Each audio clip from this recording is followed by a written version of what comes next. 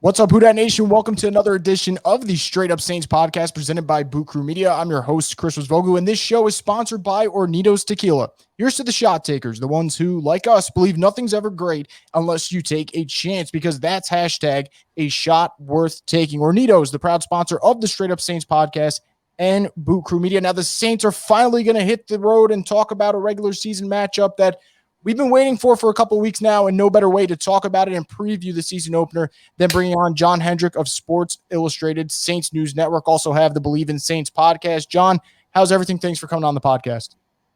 Man, I'm doing good tonight. Thanks for having me, as always.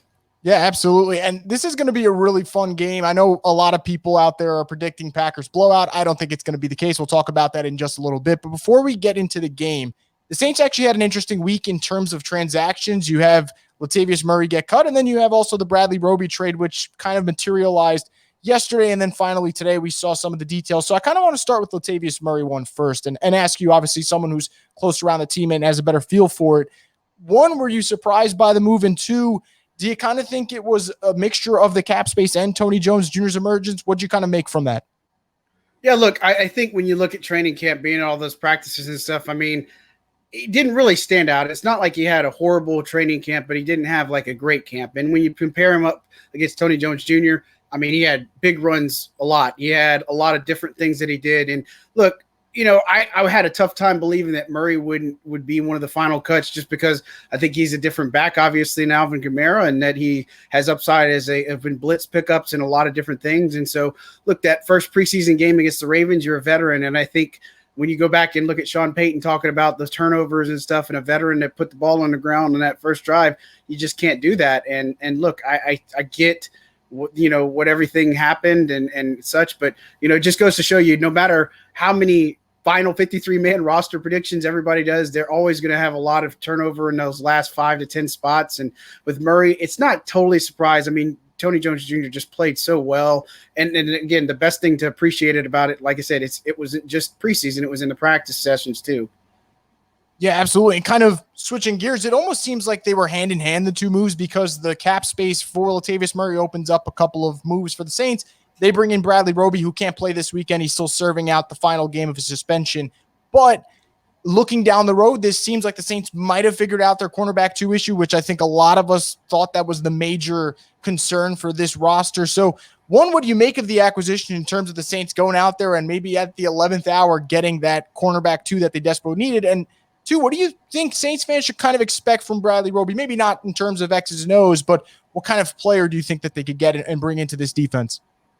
Yeah, look, I mean, first and foremost, you know, right now they were pretty thin at corner, right? And they could have flexed CJ Gardner-Johnson there if they wanted to play corner, I think. But, you know, look, all in all, Ken Crawley had a great training camp, right? And it's unfortunate, you know, this hamstring injury may actually keep him out of week 1, and that turns over to Paulson Adebo. But then you have Marshawn Lattimore pop up on the injury report, you know, with a knee injury, limited. Hopefully it's nothing serious, but, you know, that's a little bit more concerning, because you also get, you know, Desmond Trufant in there, and they talked about having to get him up to speed really quickly. And it kind of reminds me of when they claimed Janoris Jenkins off of waivers and he was forced into that Tennessee Titans game. So maybe that's what happens with Trufant. I mean, that remains to be seen. But for Roby, look, that's a huge acquisition. And again, the Ohio State pipeline, you can't just overlook that, right? But look, I think it suddenly makes this cornerback group really a lot better. You know, and it's one of those areas that, hey, you had a lot of question marks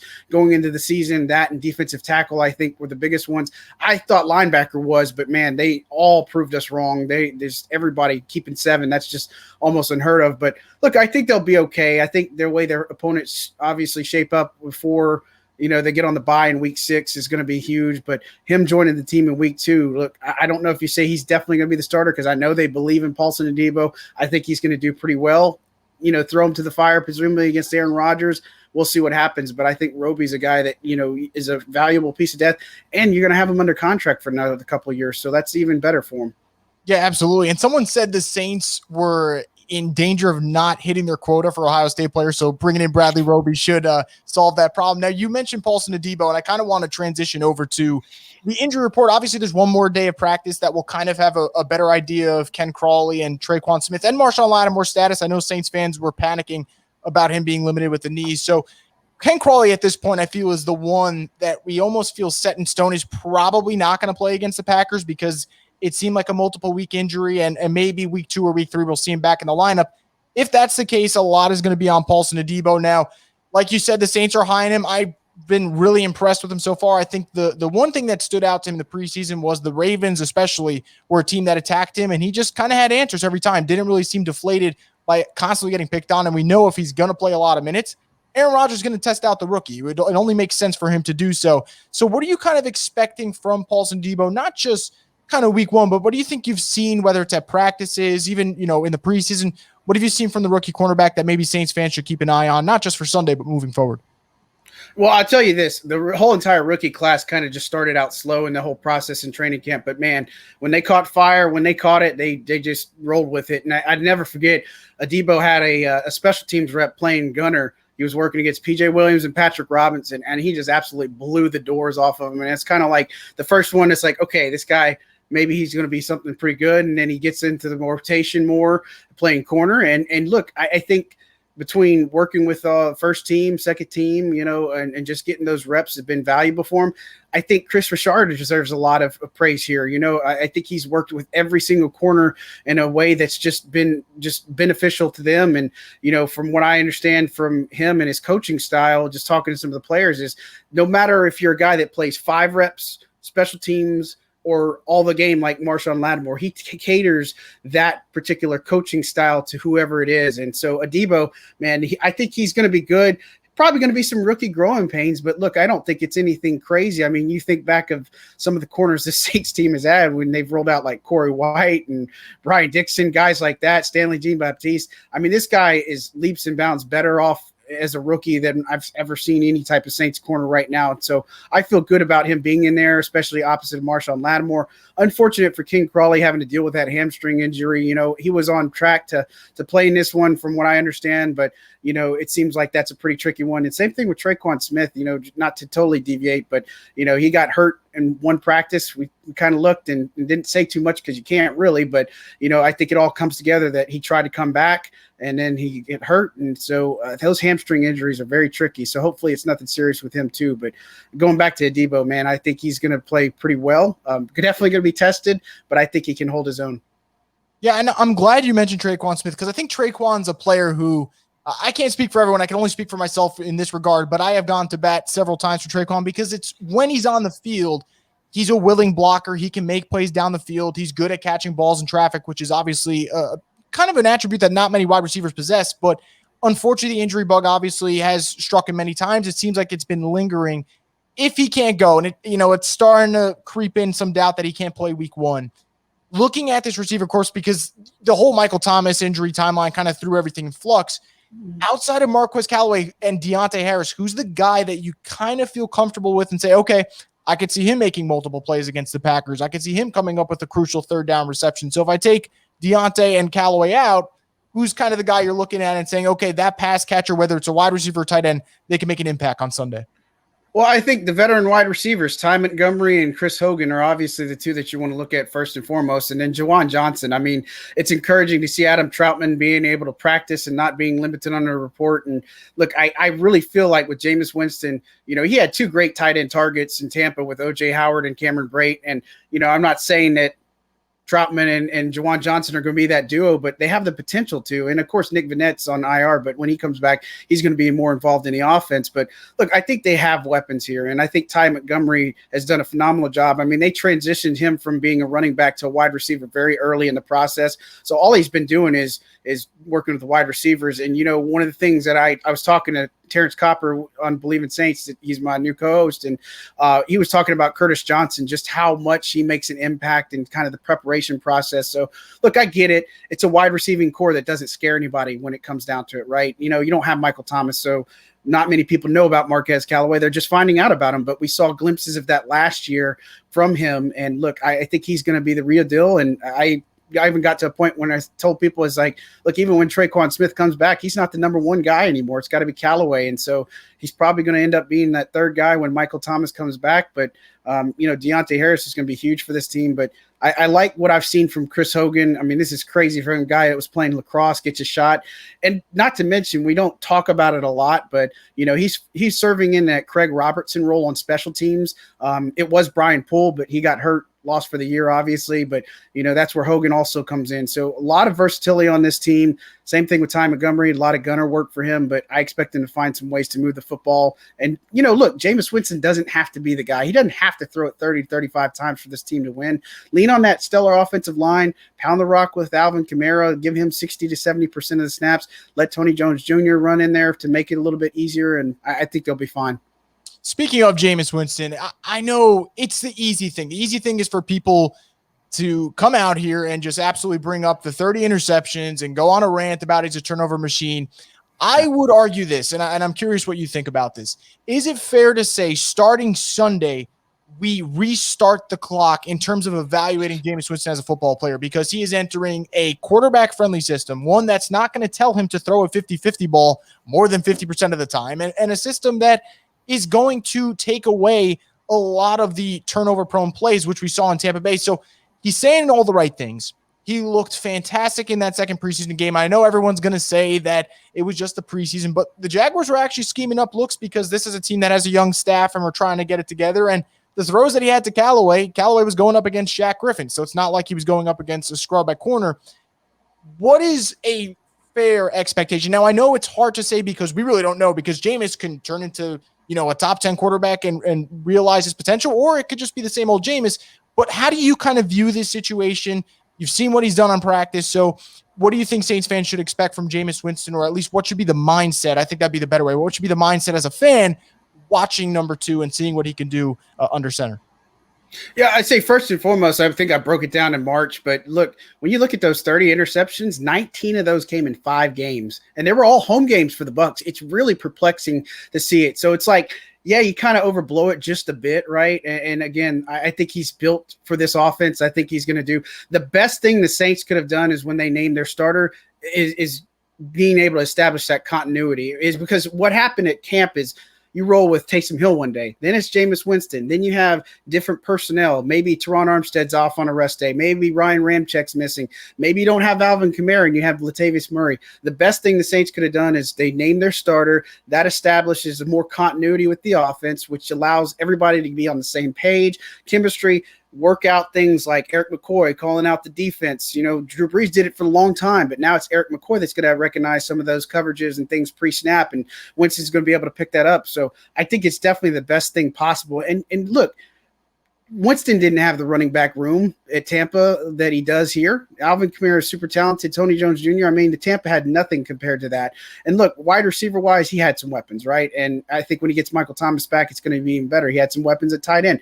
I also think he has a better offensive line, a much better offensive line than what he had at Tampa. So he doesn't have to be under duress. He can be smart, and again, he doesn't have to go out here and be Drew Brees. But at the same time, I think he's going to have the element of deep ball. You're going to see maybe a few things here and there, and obviously you're going to live in that Drew Brees shadow. But look, I think Jameis Winston, between the things about changing his diet, he looks slim, he looks trim, he looks outstanding. He's matured so much.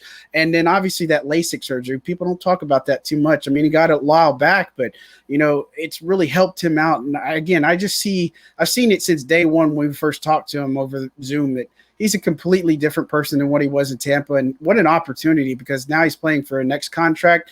And, people have believed in him. And look, I think it's going to end up paying off big time.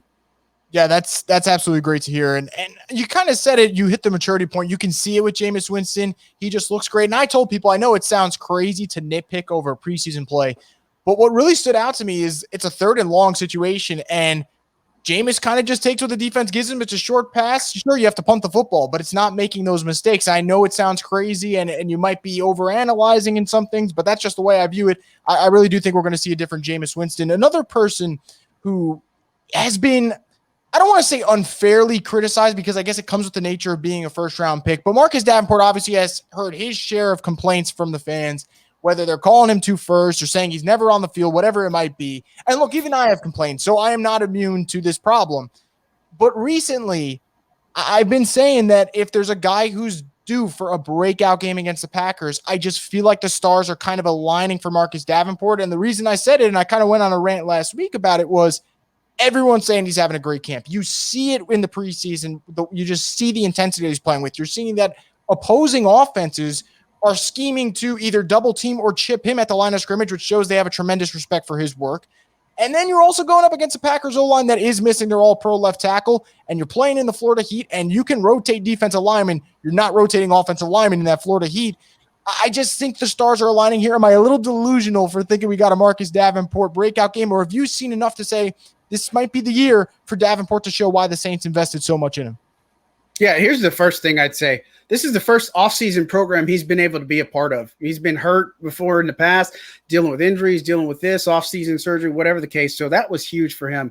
I'd never forget, I was watching it, and so much of what the national media and what media says really affected his head is what he kind of opened up and said through the whole process right before the draft. And look, I get it. You have a lofty, hefty expectation as a first rounder. You have a lot to live up to, especially the fact that Saints had to trade 2 first-round picks just to get him, right? That's why everybody calls him 2 first. And so, look, it's not just a thing that he's a flash, or anything. I mean, there was practices. I charted him having 4 sacks one day. Now, again, take it with a grain of salt, some of it, because he's working against James Hurst. He's not working totally against Ryan Ramczyk or Teron Armstead, but still, the guy last year, he might be working against other inferior linemen. I mean, Hurst is a veteran. He's still pretty good, but, just could never reach it and make it home and such. But look, I've seen a completely different person. He's been somebody that's just stepped out in a huge way.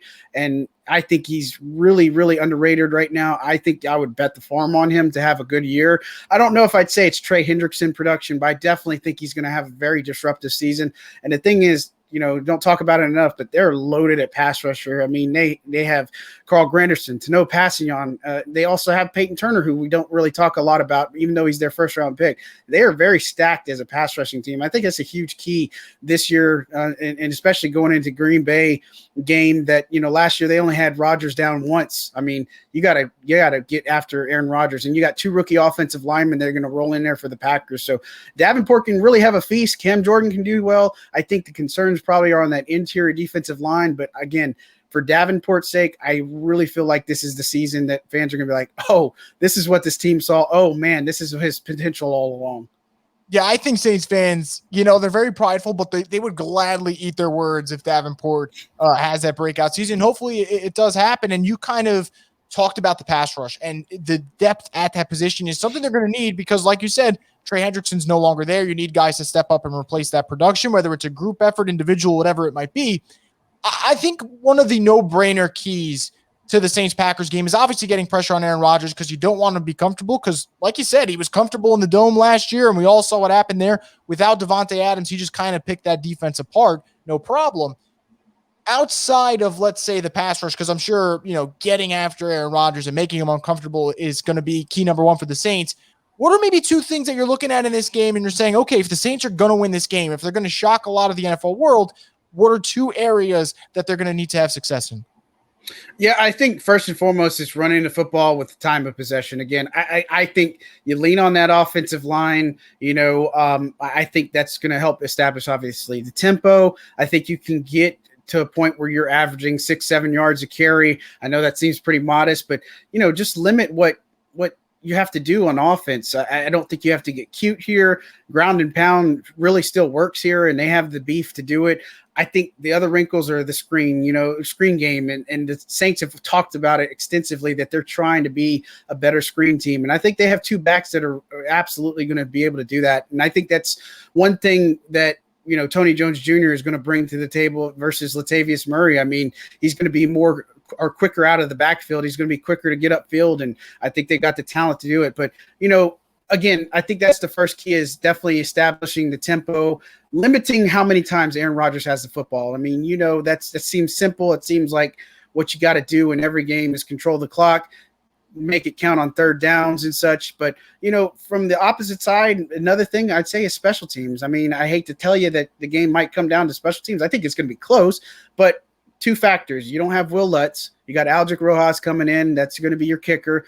Missed the extra point and gets Jacksonville in practice. He's been pretty good. So hopefully that doesn't affect anything in this particular game. But, all those things matters. It's going to help establish shorter fields when you get a guy like Deontay Harris, if he's going to be the returner, or if it's Ty Montgomery. They have a lot of versatility there. It could even be Dwayne Washington. So between that and, look, we don't talk about Blake Gillikin, but, man, this guy is – we thought there was going to be a punter battle. But, man, I think from day one or two, he kind of silenced that whole entire debate, just won the job. I mean, this guy has a leg cannon. I mean, I'm just impressed by his hang time and everything. And that's going to work well, because even if the Saints get in a position where, they stall out and they can't get it going offensive because of the things that have happened with switching to Jameis Winston or trying to get that continuity or familiarity on offense, that's going to be a huge area for them. And they have some great coverage there, and they have a lot of guys that are just looking to play. And I really think that special teams and being able to control that time possession is going to take them a long way through these first several games without Thomas, without Onyemata,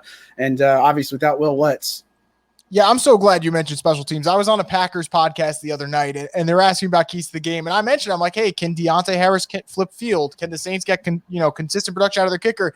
And basically they looked at me like that is like one of the most boring things to say. Like, I know everyone wants to hear Aaron Rodgers and Jameis Winston just airing it out. And trust me, that would be really fun to watch. But like you said, the special teams aspect of this game is going to be huge. Now, I want to ask you just to kind of wrap this whole thing up, because I saw that you posted it today, and I love reading any type of prediction. I'm a sucker for any type of post that goes through a season and kind of gives some takes here and there. And you did your game-by-game prediction, your overall record for the Saints.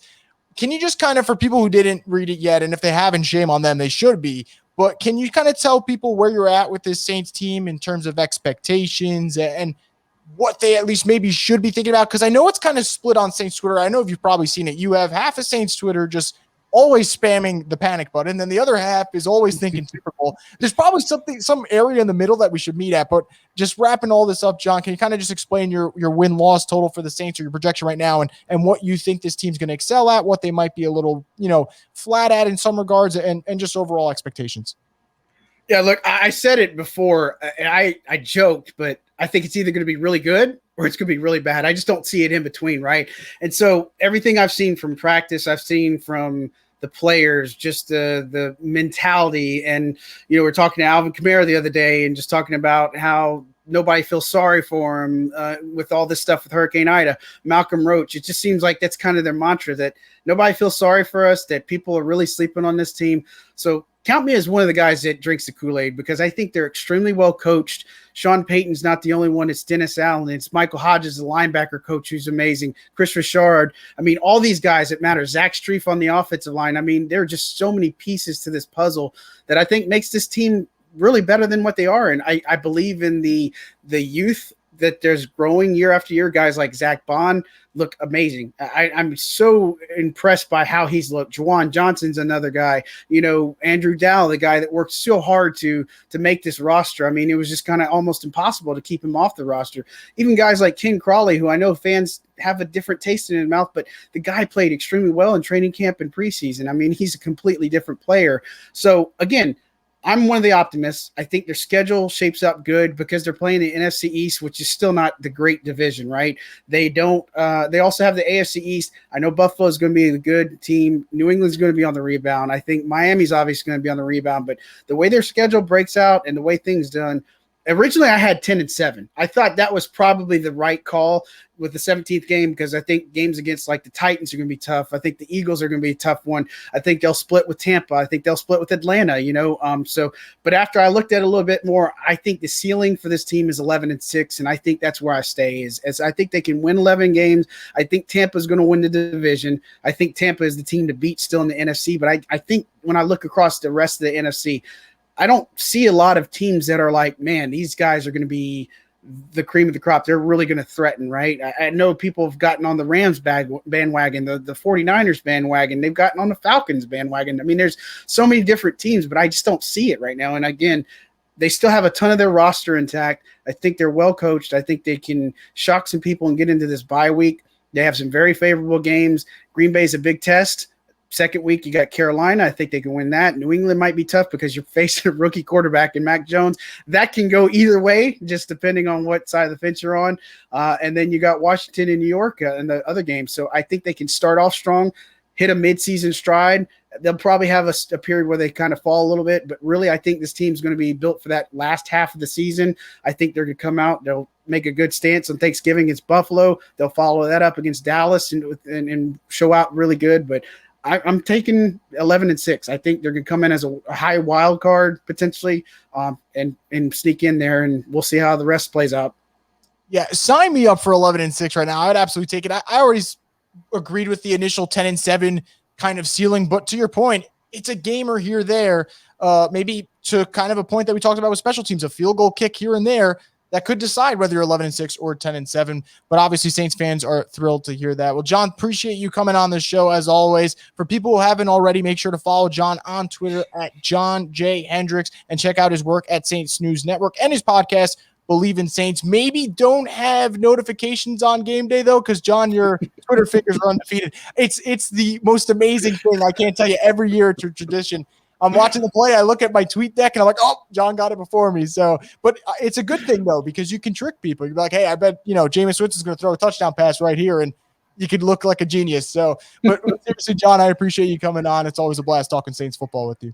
Yeah, no problem. Look, I joke with people and people think I'm from the future, I guess. Right. And the thing is, it's just crazy how it works out in the mind and see everything, how it plays out. And I don't want to say it's Rain Man style, but sometimes it's how it is. And so, what people got to understand is sometimes when you're streaming and stuff, that stuff is way behind. So I'm live. The closest you could probably get is a HD antenna, right? That's as close to the action as you can get real time. But sorry if I spoil it, Saints fans. Just mute me. Please don't block me. Just mute me, and it'll be okay. I promise. That's great, John. I appreciate you coming on. Everyone for tuning in. Thank you for that. Obviously, we'll have more content on the Straight Up Saints podcast in the very near future. Hopefully, next time you're listening to this podcast, we'll be covering a Saints win over the Green Bay Packers.